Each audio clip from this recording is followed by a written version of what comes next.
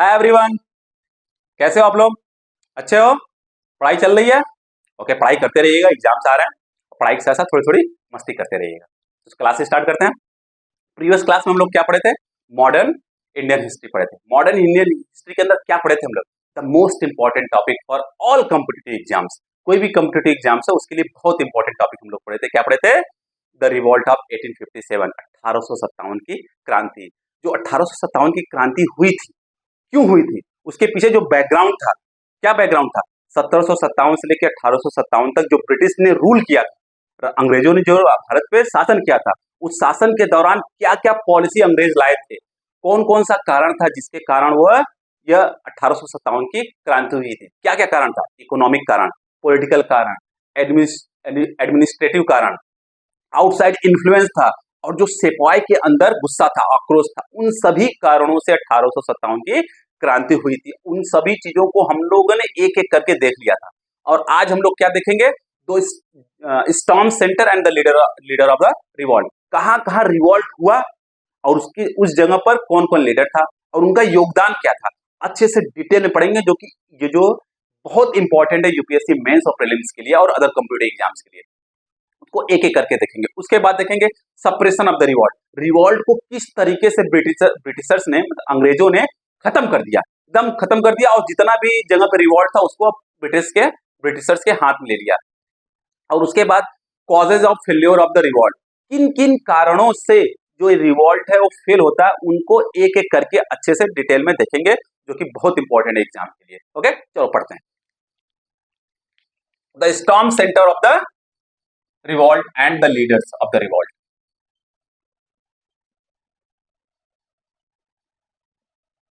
Storm centers and leaders of the revolt. Okay, next हम लोग क्या पढ़ेंगे? Suppression of the revolt. किस तरीके से ओके ब्रिटिशर्स ने पूरे रिवॉल्ट को खत्म कर दिया, बर्बाद कर दिया, ओके, और ब्रिटिश शासन को पुनः लागू किया। Suppression of the revolt, next हम लोग क्या पढ़ेंगे? Causes of the failure of the revolt.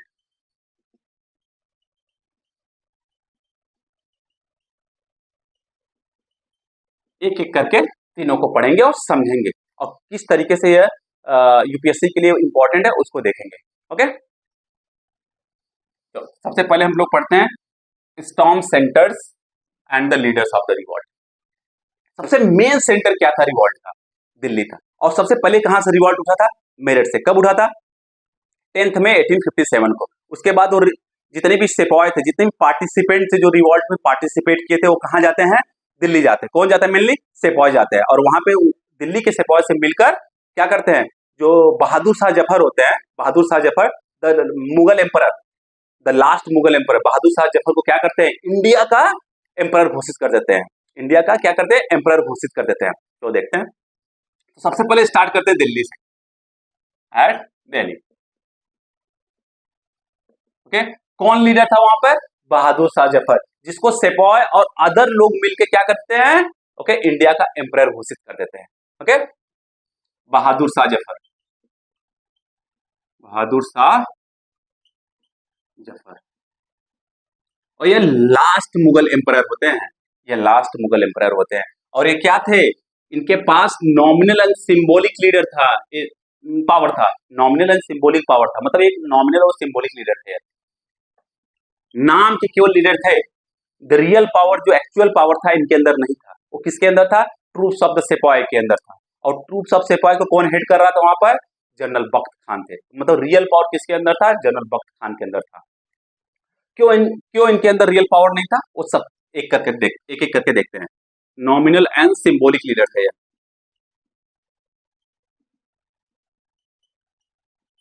Symbolic leader थे। और जो रियल पावर था वो किसके हाथ में था? रियल पावर जो था वो ट्रूप्स ऑफ सिपाही के हाथ में था, ट्रूप्स ऑफ सिपाही के हाथ में, सिपाही। और उसको कौन हेड करा था? जनरल बख्त खान, जनरल बख्त खान उसको हेड कर रहे थे। ओके। और रियल पावर बहादुर शाह जफर के अंदर क्यों नहीं था? क्योंकि जितने भी लीडर थे जो इस रिवॉल्ट में पार्टिसिपेट किए थे, ओके, जितने भी लीडर थे उसमें सबसे कमजोर लीडर थे वो कौन थे? बहादुर शाह जफर। क्यों थे? क्योंकि उनकी पर्सनालिटी बहुत वीक थी, उनकी पर्सनालिटी बहुत वीक थी और ये बूढ़े हो चुके थे, उनके अंदर लीडरशिप क्वालिटी बिल्कुल नहीं था। और यही एक मेन कारण बनता है इस पूरे रिवॉल्ट को खत्म होने का। उसको हम लोग आगे देखेंगे सप्रेशन ऑफ द रिवॉल्ट में क्या क्या कारण था। इनकी जो पर्सनालिटी थी क्या थी? वीक पर्सनालिटी थी। और यूपीएससी मेंस में उठा के क्वेश्चन पूछ देगा तो पता होना चाहिए। Okay, weak personality. Okay, old age, बूढ़े हो चुके थे। लैक ऑफ लीडरशिप क्वालिटी,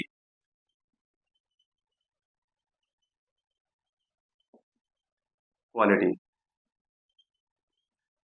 इन सभी कारणों के कारण इनके अंदर, इनके पास रियल पावर नहीं था, बस केवल नॉमिनल और सिंबॉलिक पावर था। समझ में आ गया? उसके बाद वहां पे कोर्ट बनाया गया। कोर्ट में 10 मेंबर्स थे। 10 मेंबर में से 6 मेंबर जो थे आर्मी से रिलेटेड थे और 4 मेंबर सिविलियंस थे। ओके, और वो डिसीजन लिया करते थे। और डिसीजन किसके नाम पे था? एम्पर ऑफ इंडिया बहादुर शाह जफर के नाम पे लिया जाता था। जितने भी डिसीजन थे वो लिया जाता था। समझ में आ गया? दिल्ली के बारे में पूरा क्लियर हो गया। और सप्रेशन कैसे हुआ वो हम लोग बाद में देखेंगे। अब नेक्स्ट देखते हैं बिहार के बारे में। ओके, नेक्स्ट जो स्टॉर्म सेंटर था 1857 की क्रांति का, क्या था? बिहार था, जो कि बहुत इंपॉर्टेंट है। हम लोग फेमस पर्सनालिटी के बारे में पढ़ने जा रहे हैं। बिहार कौन थे यहाँ के लीडर? बाबू कुंवर सिंह, जो बाद में क्या बने? वीर कुंवर सिंह। वो क्या थे? जगदीशपुर के जमींदार थे। वो क्यों इस रिवॉल्ट में पार्टिसिपेट किए? वो इस रिवॉल्ट में इसलिए पार्टिसिपेट किए कि उनके जो लैंड था ब्रिटिशर्स ने उनको क्या किया? उस पर कब्जा कर लिया। तो इनका जो लैंड था ना, वही इनका सोर्स ऑफ इनकम था। उसी पे खेती करवाते थे, वहीं से उनको पैसा मिलता था और वही इनका सोर्स ऑफ इनकम था। जब इनके पास लैंड नहीं रह गया तो इनके अंदर आक्रोश पैदा हो गया और वही आक्रोश इनको पार्टिसिपेट कराता है रिवॉल्ट में। समझ में आ गया? और ये क्या, जब ये लड़ रहे थे, जगदीशपुर से पहले बात क्या, जगदीशपुर से अंग्रेजों को खदेड़ देते हैं। अंग्रेजों का झंडा जो है जगदीशपुर किले से निकालकर फेंक देते हैं। उसी दौरान इनको क्या लग जाती है? गोली लग जाती है। इनके एक हाथ में गोली लग जाती है और ये इन्फेक्शन के डर के कारण, अपने हाथ, दूसरे हाथ से उस हाथ को काट के गंगा नदी में प्रवाहित कर देते हैं। और कितने साल के थे? 80 साल के थे। सोचो का विचार करो, 80 साल का आदमी इस जज्बे के साथ हो अपना एक हाथ दूसरे हाथ से तलवार से काट दे। ओके, अगर सोचो अगर वो 40 साल के रहे होते तो क्या करते? पूरे इंडिया से 1857 की क्रांति के समय ही ब्रिटिशर्स को उखाड़कर फेंक देते। 1947 का नौबत ही नहीं आता, हम लोग 1857 में ही आजाद हो गए होते, पूरा फ्री हो गए होते और आज हम लोग डेवलप नेशन बन गए होते। अगर ऐसा लीडर आ जाए समझ लो क्या होगा। ओके, तो बाबू कुंवर सिंह ऐसे थे, बाबू कुंवर सिंह ऐसे थे। बाद में क्या बने? वीर कुंवर सिंह बने। ओके, जगदीशपुर के जमींदार थे। ओके, वीर कुंवर सिंह।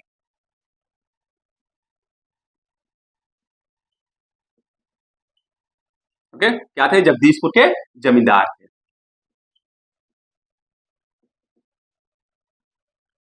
जगदीशपुर के,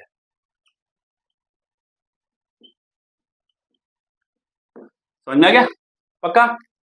और बिहार में इनको कैसे सप्रेस किया गया, इनको कैसे मारा गया, वो हम लोग नेक्स्ट वाले टॉपिक में पढ़ेंगे, सप्रेशन ऑफ द रिवॉल्ट में। नेक्स्ट है Jhansi, the most important leader, of the revolt 1857। कौन थे? 1857 की क्रांति का सबसे फेमस और सबसे इंपॉर्टेंट लीडर कौन थी? रानी लक्ष्मीबाई। रानी लक्ष्मीबाई, खूब लड़ी मर्दानी हो तो झांसी वाली रानी। ओके, वही रानी लक्ष्मीबाई।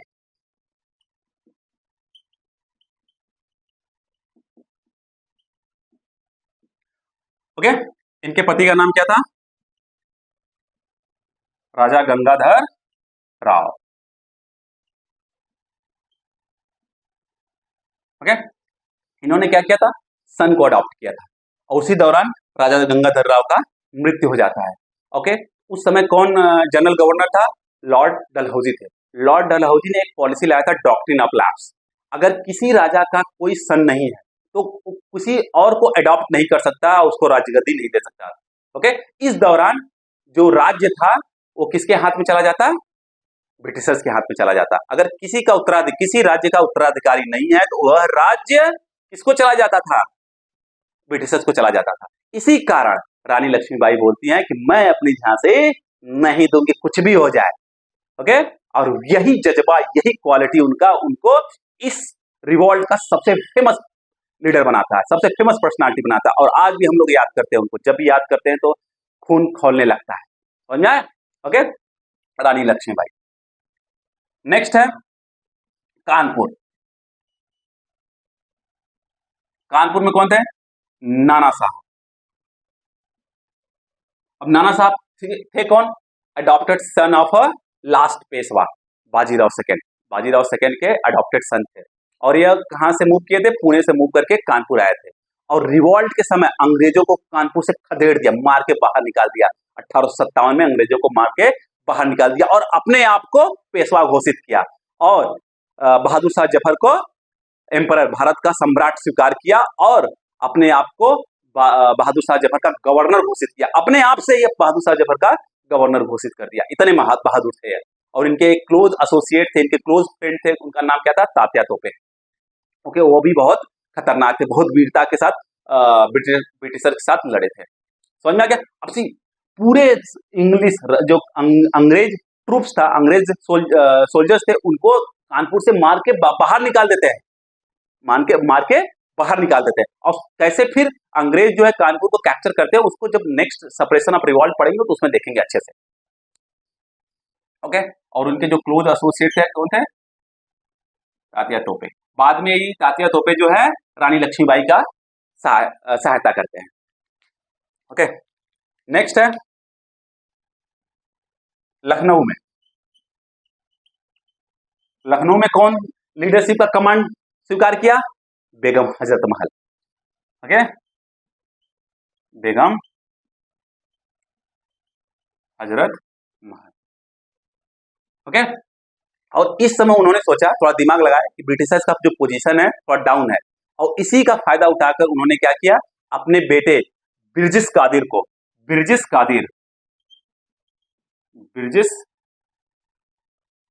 नवाब घोषित कर देती हैं। ओके, बिरजिस कादिर को नवाब घोषित कर देती हैं। उसके बाद क्या हुआ? जो लखनऊ के लेफ्टिनेंट थे उनको कुछ सिपाही जो है मिलकर मार देते हैं। ओके, उसके बाद कैसे सप्रेस किया जाता है उस पूरे रिवॉल्ट को लखनऊ के अंदर, उसको हम लोग नेक्स्ट देखेंगे। समझ में आ गया? पक्का? नेक्स्ट आप इसको नोट डाउन कर लीजिए, आप लोग नोट डाउन कर लीजिए। नेक्स्ट बरेली। बरेली में के लीडर कौन थे? खान बहादुर खान। बरेली के लीडर कौन थे? खान बहादुर खान। खान बहादुर खान कौन थे? रोहिलखंड रूलर के वो उत्तराधिकारी थे। उनको ब्रिटिशर से पेंशन मिलता था, बट पेंशन का परवाह नहीं किए और 40,000 सोल्जर्स को इकट्ठा किए और ब्रिटिशर्स के साथ कठोरता के साथ, ओके, पूरे कठोरता के साथ उनसे फाइट किए और उनको वहां से भगाने में सफल भी हुए कुछ हद तक। समझ में आया? नेक्स्ट बरेली में खान बहादुर खान। ऐसे लीडर हुए थे 1857 की क्रांति में। खान बहादुर खान,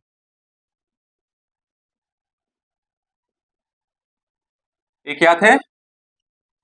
रोहिलखंड रूलर के उत्तराधिकारी थे।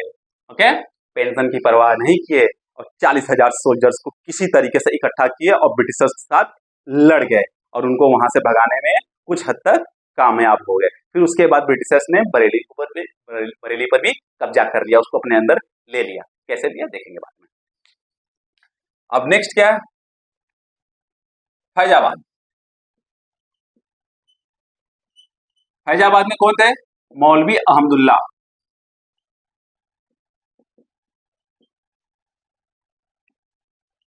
मौलवी अहमदुल्ला एक ये मद्रास के नेटिव थे, तमिलनाडु, जो कि आज हम लोग तमिलनाडु बुलाते हैं, वो मद्रास के क्या थे? नेटिव थे। वहां से कहा? फैजाबाद आए थे। इस रिवॉल्ट के दौरान वो पूरे सिपाही को, उस रीजन में सिपाही को क्या करते हैं? हेड करते हैं और उस रीजन में जितने भी जो ब्रिटिश ऑफिसर्स थे वहां से उनको मारकर भगा देते हैं। समझ में आ गया? इतने पावरफुल ये भी थे। नेक्स्ट क्या थे? मथुरा। मथुरा में देवी सिंह, इन्होंने बहुत स्टिफ फाइट दी थी मथुरा में ब्रिटिशर्स को। नेक्स्ट कौन थे? हरियाणा।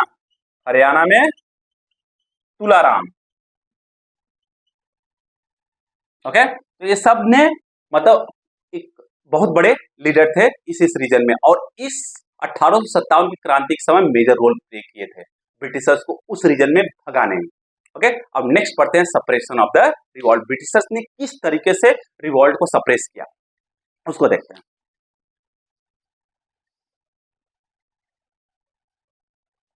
अब रिवॉल्ट का सप्रेशन सबसे पहले कहां से स्टार्ट होता है?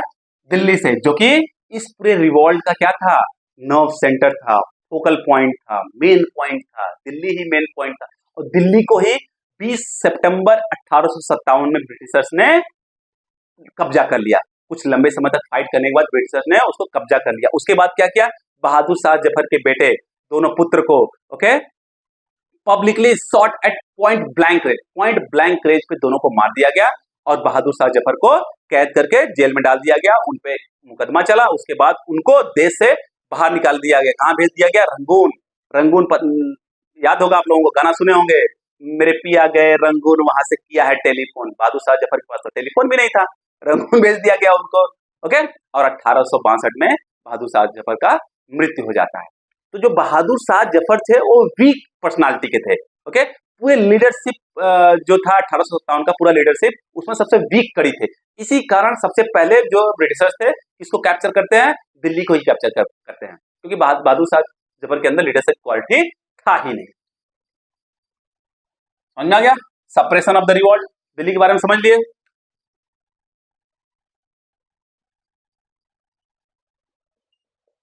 Suppression of the revolt. Okay, सबसे पहले 20 सितंबर 1857 को दिल्ली को क्या किया गया? कैप्चर कर दिया गया। ओके, एंड बहादुर शाह जफर को एग्जाइल कर दिया गया, रंगून भेज दिया गया, और 1862 में बहादुर शाह जफर की मृत्यु हो गई। उसके बाद क्या होता है? कानपुर का नंबर आता है। ओके, 6 दिसंबर 1857 को अगेन ब्रिटिशर्स ने क्या करते हैं? कानपुर को कैप्चर कर लेते हैं, और वहां से नाना साहब भाग जाते हैं, और 1859 में नाना साहब कहाँ चले जाते हैं? नेपाल चले जाते हैं। उसके बाद नाना साहब का कोई इतिहास में नाम नहीं है, नाना साहब कहाँ गए, क्या किए। 1859 के बाद उनके बारे में कोई पता नहीं है। समझ में आ गया? पक्का? No problem. और झांसी, ओके, 1858 में रानी लक्ष्मीबाई ओके तात्या तोपे के साथ मिलकर ग्वालियर पे आक्रमण करती है। ग्वालियर पे क्या करती हैं? आक्रमण करती है। परंतु वहां जो सिंधिया के राजा थे, ओके, वह उस समय ब्रिटिशर्स की सहायता करते हैं उस सप्रेशन को खत्म करने में, और उसी युद्ध में रानी लक्ष्मीबाई जून 1858 में वीरगति को प्राप्त करती हैं। ओके, और वीरांगना बन जाती है। समझ में आ गया? इस तरीके से ब्रिटिशर्स जो है झांसी को कैप्चर कर लेते हैं और अपने हाथ में ले लेते हैं। तो कानपुर को कैप्चर कर लिया और झांसी को कैप्चर कर लिया। और कानपुर कैप्चर करने के बाद कानपुर कैप्चर कब कैप्चर होता है? 6 दिसंबर 1857 को कैप्चर होता है। फिर उसके बाद मार्च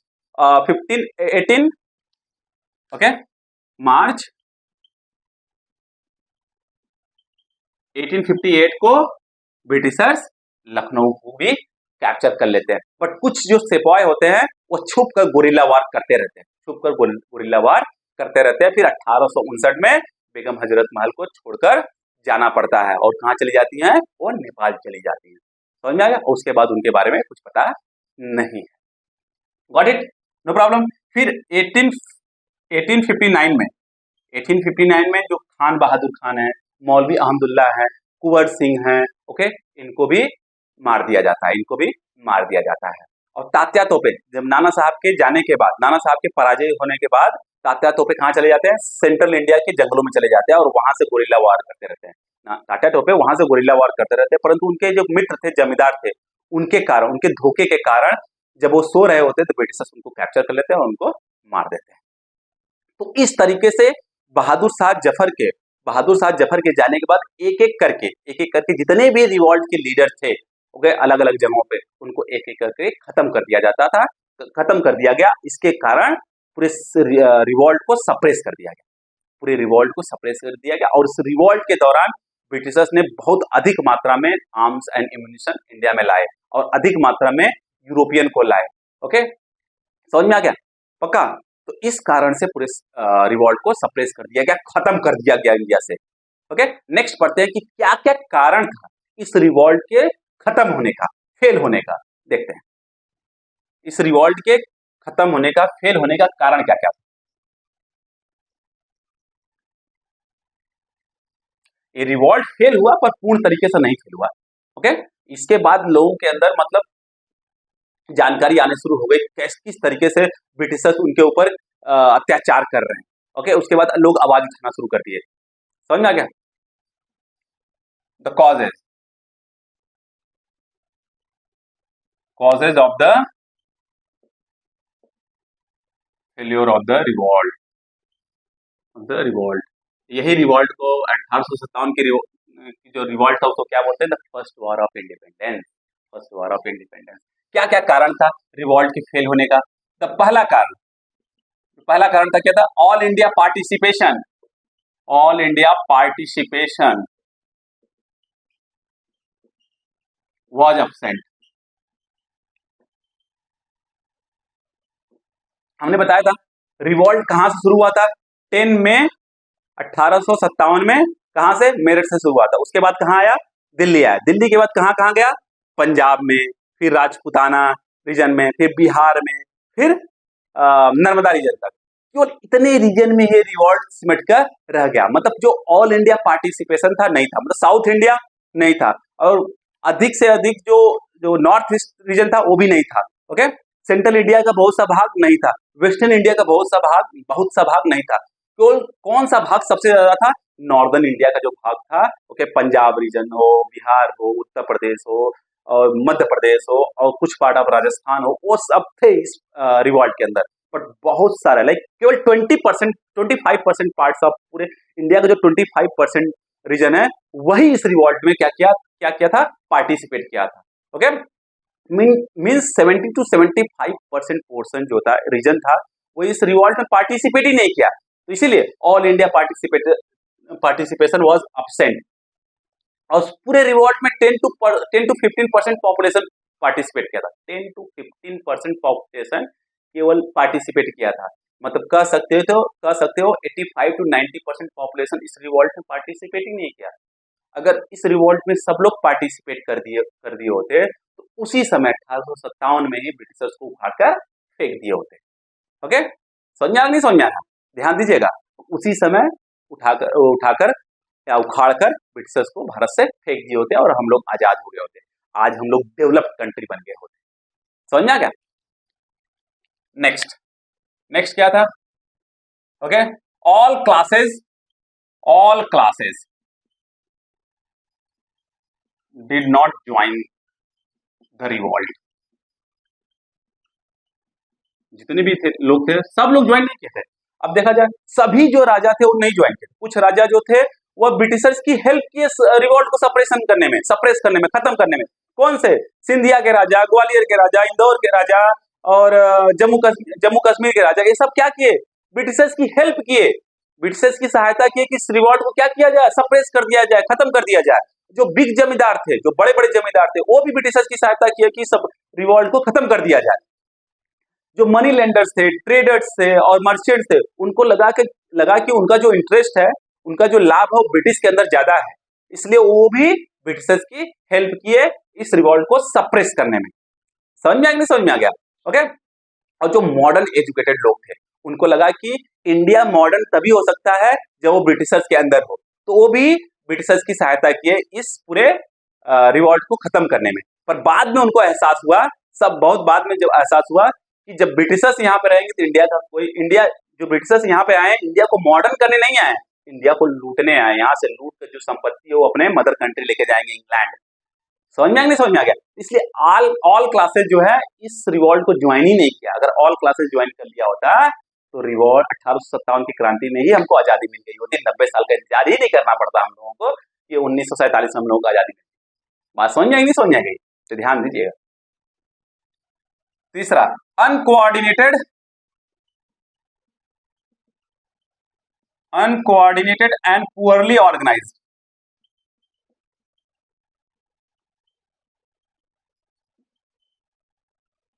ओके, जो अदर साइड ब्रिटिशर साइड देख लो, ब्रिटिशर साइड सब लोग कोऑर्डिनेटेड थे, एक दूसरे की बात मानते थे, जो भी उनके हायर ऑफिशियल कहते थे वो करते थे। वो लोग पूरे ऑर्गेनाइज्ड थे और वेल इक्विप्ड थे, उनके पास अच्छी अच्छी खासी आर्मी थी, पूरा ऑर्गेनाइज थे। पर हमारे साइड देखो कौन कौन थे, पीजेंट थे जिनको लड़ने का तरीका ही नहीं पता है, आर्टिसंस थे, हैंडीक्राफ्ट थे जो कभी लड़ाई नहीं किए थे, तो ये और जो सेपॉय थे, ओके, वो तो उनके अंदर पावर तो था पर ऑर्गेनाइज नहीं थे, अनकोऑर्डिनेटेड थे, क्योंकि अलग अलग रीजन से आते थे, अलग अलग रीजन से आते थे, तो उनका कोई एक यूनिफाइड लीडर नहीं था।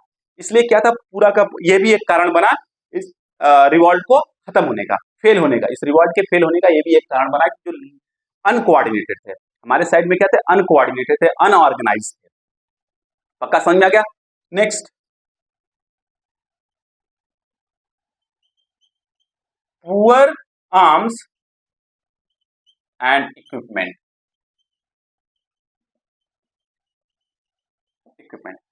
अब हमारे साइड देखो, हमारे जो राजा थे, सिपाही थे, कोई भी थे, ओके, वो अधिक से अधिक किससे लड़ते थे, तलवार से, भाला से, और कुछ लोगों के पास गन भी था, ओके। पर अदर साइड देखो, ब्रिटिशर साइड, वो लोग के पास मॉडर्न हथियार था, इनफील्ड राइफल था, तोप था, उससे लड़ते थे वो लोग, ओके। तो यह भी एक जो पुअर आर्म्स एंड इक्विपमेंट था, ये भी एक बहुत बड़ा रीजन बना हमारे इस रिवॉल्ट के फेल होने का।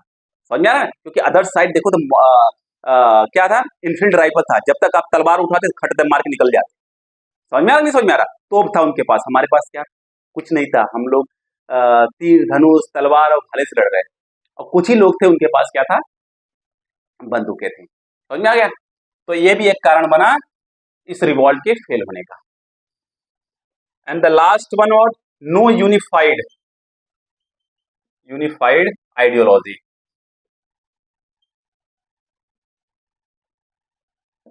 हमारे तरफ कोई यूनिफाइड आइडियोलॉजी नहीं थी, पर ब्रिटिशर साइड, अंग्रेजों साइड देखो क्या था, उनको क्या करना था, किसी भी तरीके से पूरे रिवॉल्ट को खत्म करना था और ब्रिटिश पावर, वहां ब्रिटिश शासन लाना था, यही उनका मेन था, यही आइडियोलॉजी थी, कुछ किसी भी तरीके से एक करना था। पर हमारे साइड देखो, पीजेंट क्यों आए, पीजेंट इस रिवॉल्ट में क्यों पार्टिसिपेट किए, क्योंकि उनके लैंड को ले लिया गया और वो क्या थे, लैंड होल्डर से लैंडलेस लेबरर बन गए, तो उसके उनके अंदर क्या था, आक्रोश था, वही आक्रोश उनको इस रिवॉल्ट में लाता है।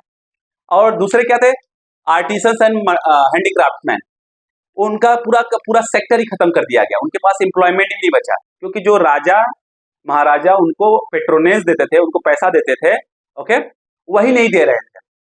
क्यों? क्योंकि वह ब्रिटिश शासन के अंदर आ गए थे, और उनके जो गुड्स थे, मतलब आर्टिसंस और हैंडीक्राफ्ट के जो गुड्स थे वो ज्यादा कॉस्टली हो गए थे compare to the British goods, क्योंकि उनके पास टैरिफ, उनके आइटम पे, उनके गुड्स पे टैरिफ बढ़ा दिया गया, टैक्स बढ़ा दिया गया।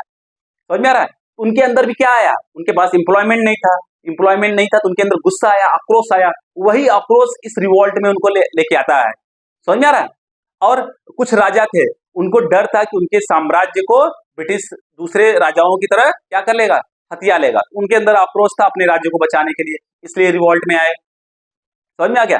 पक्का। और कुछ जो लोग थे उनको डर था कि उनका रिलीजन खत्म कर दिया जाएगा, कुछ जो सिपाही थे उनको अच्छे तरीके से ब्रिटिशर्स ट्रीट नहीं करते थे, उनको गाली देते थे, उनको ब्लैक डॉग बोलते थे, तो उनके अंदर असंतोष था और आक्रोश था, इसलिए आए। मतलब देखो, सबका अपना अपना इंटरेस्ट है, कोई यूनिफाइड आइडियोलॉजी नहीं है, सबका अपना अपना इंटरेस्ट है, इस कारण ये रिवॉल्ट फेल हुआ। अगर यूनिफाइड रहता कि मुझे देश में हमारा राज्य होना चाहिए, ब्रिटिशर्स का राज्य नहीं होना चाहिए, तो उस समय क्या करते, वो एकता के साथ ब्रिटिशर्स के साथ लड़ते और ब्रिटिशर्स को तलवार भाले के साथ ही निकाल फेंक देते।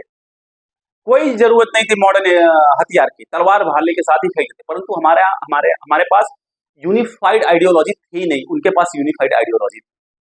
समझ में आ गया? तो ये सब कारण हुए। All India participation was absent था, okay, all classes did not join the revolt, okay, uncoordinated and poorly organised थे हम लोग, okay, poor arms and equipment था हमारे पास, तलवार भाले के साथ तलवार भाले के साथ ही हरा देते, परंतु हमारे पास क्या नहीं था, यूनिफाइड आइडियोलॉजी नहीं थी, इसी कारण हम लोग जो रिवॉल्ट था वो क्या होता है, फेल होता है। समझ में आ गया? पक्का? इतना? कोई डाउट्स हो तो आप लोग पूछ लीजिएगा।